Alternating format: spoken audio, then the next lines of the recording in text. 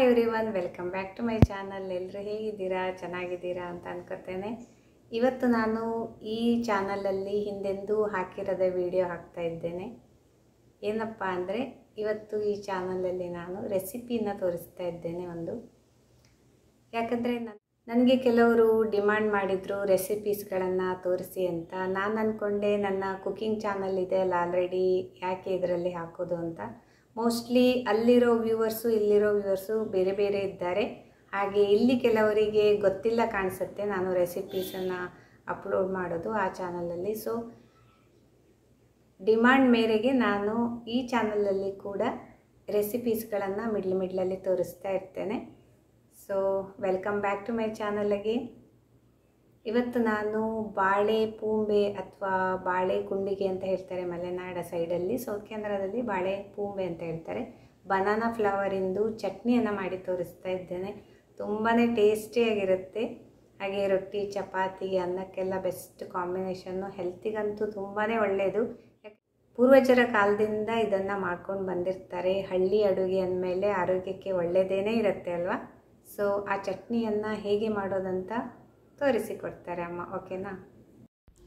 So ಅಮ್ಮ ಈಗ ನೋಡಿ ಬಾಳೆ ಪೂಂಬೆ ಅಥವಾ ಬನಾನಾ ಫ್ಲವರ್ ಹೇಳ್ತೇವಲ್ವ, ಅದನ್ನು ಸಿಪ್ಪೆಯನ್ನು ಬಿಡಿಸ್ತಾ ಇದ್ದಾರೆ.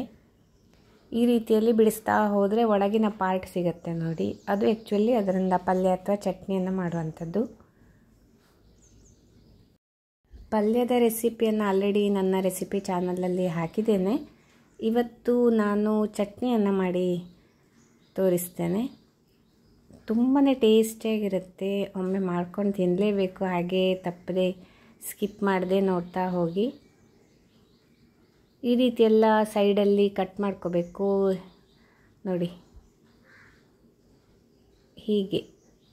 ಇದರೊಳಗೂ ಕೂಡ ಹೂವು ಇರುತ್ತೆ, ಅದರ ಬಗ್ಗೆ ಮತ್ತೆ ಹೇಳ್ತೇನೆ. ಲಾಸ್ಟ್ ಟೈಮ್ ನಾನು ತೋರಿಸಿದ್ದೆ, ಹಾಗೆ ಅದರ ತಂಬಳಿಯನ್ನೆಲ್ಲ ಮಾಡಿ ತೋರಿಸೋಕ್ಕಿದೆ, ಆಗ ಪುನಃ ಹೇಳ್ತೇನೆ ನೋಡಿ. ಈ ರೀತಿ ಹೂಗಳು ಬರುತ್ತೆ. ಇದರಲ್ಲೂ ಕೂಡ ತಂಬಳಿ ಚಟ್ನಿ ಏನೇನೋ ಮಾಡ್ತಾರೆ. ನೆಕ್ಸ್ಟ್ ಎಲ್ಲ ರೆಸಿಪಿಯನ್ನು ತೋರಿಸೋಣ ನಿಮಗೂ ಕೂಡ. ಸದ್ಯಕ್ಕೆ ಚಟ್ನಿ ರೆಸಿಪಿಯನ್ನು ತೋರಿಸೋಕ್ಕಿದೆ ಅಲ್ವಾ.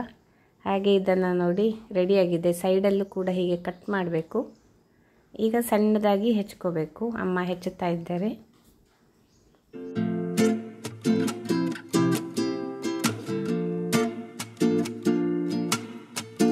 ಸೊ ಫೈನಲಿ ಈ ಹೂವನ್ನು ಹೆಚ್ಚಿ ಆಯಿತು ನೋಡಿ. ಹಾಗೆ ಕಾಯಿ ತುರಿಯನ್ನು ಸ್ವಲ್ಪ ತುರಿದಿಟ್ಕೊಬಿಡಿ ಮೊದಲೇ.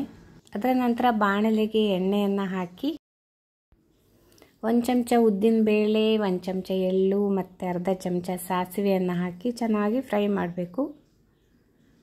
ಎಲ್ಲ ಫ್ರೈ ಆಗ್ತಾ ಇದ್ದಂಗೆ ಕೆಂಪು ಮೆಣಸಿನ ಹುಡಿಯನ್ನು ಹಾಕಬೇಕು. ನಿಮಗೆ ಖಾರ ಜಾಸ್ತಿ ಬೇಕಾದರೆ ಸ್ವಲ್ಪ ಖಾರ ಜಾಸ್ತಿ ಹಾಕ್ಕೋಬೋದು. ನಾವು ಸ್ವಲ್ಪ ಹಾಕಿದ್ದೇವೆ, 1 ಚಮಚ. ಅದರ ನಂತರ ಹೆಚ್ಚಿಟ್ಕೊಂಡ ಈ ಬಾಳೆ ಹೂವಿನ ಸಣ್ಣ ಸಣ್ಣ ಹೋಳುಗಳಿದೆ ಅಲ್ವಾ, ಅದನ್ನು ಹಾಕಿ ಚೆನ್ನಾಗಿ ಫ್ರೈ ಮಾಡಬೇಕು. ಲೋ ಫ್ಲೇಮಲ್ಲಿ ಇಟ್ಕೊಳ್ಳಿ, ಸೀದು ಹೋಗುತ್ತೆ. ಹಾಗೆ ಚೆನ್ನಾಗಿ ಫ್ರೈ ಮಾಡ್ತಾ ಹುಣಸೆ ಹಣ್ಣಿನ ರಸವನ್ನು ಹಾಕಬೇಕು. ನಾವು ಸ್ವಲ್ಪ ಪೇಸ್ಟ್ ಮಾಡಿಟ್ಕೊಂಡಿದ್ದೇವೆ. ಆಮೇಲೆ ಕಾಯಿ ತುರಿ ತೋರಿಸಿದ್ದೀನಲ್ವ, ಅದನ್ನು ಕೂಡ ಹಾಕಬೇಕು. ಎಲ್ಲವನ್ನು ಸೇರಿ ಮಿಕ್ಸಿಗೆ ಹಾಕಿ ಚೆನ್ನಾಗಿ ರುಬ್ಕೋಬೇಕು. ಹಾಗೆ ರುಚಿಗೆ ತಕ್ಕಷ್ಟು ಉಪ್ಪನ್ನು ಹಾಕಿ, ನಾವು ಕಲ್ಲುಪ್ಪು ಹಾಕ್ತಾಯಿದ್ದೇವೆ, ಯಾವುದೂ ಸಹ ಆಗುತ್ತೆ. ಸ್ವಲ್ಪ ನೀರನ್ನು ಹಾಕಿ ಚೆನ್ನಾಗಿ ರುಬ್ಕೊಬಿಟ್ರೆ ನೋಡಿ ಚಟ್ನಿ ರೆಡಿಯಾಗಿ ಹೋಯ್ತಲ್ವ. ಸಖತ್ತಾಗಿರುತ್ತೆ ನೋಡಿ. ಒಮ್ಮೆ ಮಾಡ್ಕೊಂಡು ತಿನ್ನಿ. ರೊಟ್ಟಿ ಚಪಾತಿಗೆ ಎಲ್ಲ ಹೇಳಿ ಮಾಡಿಸಿದಂಥ ಕಾಂಬಿನೇಷನ್ನು. ಟೇಸ್ಟ್ ಒಳ್ಳೇದಿರುತ್ತೆ. ಹಾಗೂ ಹೀಗೂ ಚಟ್ನಿ ಮಾಡ್ಕೊಂಡು ತಿನ್ನೋದಕ್ಕಿಂತ ಇಂಥದ್ದೆಲ್ಲ ಸಿಕ್ಕರೆ ಚಟ್ನಿ ಮಾಡ್ಕೊಂಡು ತಿಂದರೆ ಹೆಲ್ತಿಗೆ ತುಂಬ ಒಳ್ಳೆಯದಲ್ವಾ.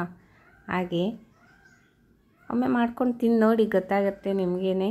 ನೋಡಿದ್ರಲ್ವಾ ಬನಾನಾ ಫ್ಲವರಿನ ಚಟ್ನಿಯನ್ನು ಹೇಗೆ ಮಾಡೋದಂತ. ತುಂಬಾ ಈಸಿ ಪ್ರೊಸೀಜರ್ ಅಲ್ವಾ. ವಿಡಿಯೋ ಇಷ್ಟ ಆಯಿತು ಅಂತ ಅಂದ್ಕೊಂಡಿದ್ದೇನೆ. ಇಷ್ಟ ಆದರೆ ಒಂದು ಲೈಕ್ ಕೊಟ್ಬಿಡಿ.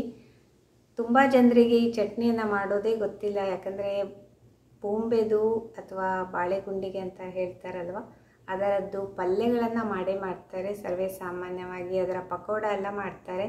ಇನ್ನು ಕೆಲವರಿಗೆ ಚಟ್ನಿ ಮಾಡೋದು ಗೊತ್ತೇ ಇಲ್ಲ. ಅದಕ್ಕೋಸ್ಕರ ಆದಷ್ಟು ಎಲ್ರಿಗೂ ಶೇರ್ ಮಾಡಿಬಿಡಿ. ಹೊಸದಾಗಿ ಯಾರೆಲ್ಲ ನನ್ನ ಚಾನಲ್ ನೋಡ್ತಿದ್ದೀರಾ ಸಬ್ಸ್ಕ್ರೈಬ್ ಮಾಡ್ಕೊಬಿಡಿ. ಇನ್ನೊಂದು ಬೆಸ್ಟ್ ವಿಡಿಯೋದೊಂದಿಗೆ ಮತ್ತೆ ಸಿಗ್ತೇನೆ. ಅಲ್ಲಿವರೆಗೆ ಟೇಕ್ ಕೇರ್, ಬಾಯ್.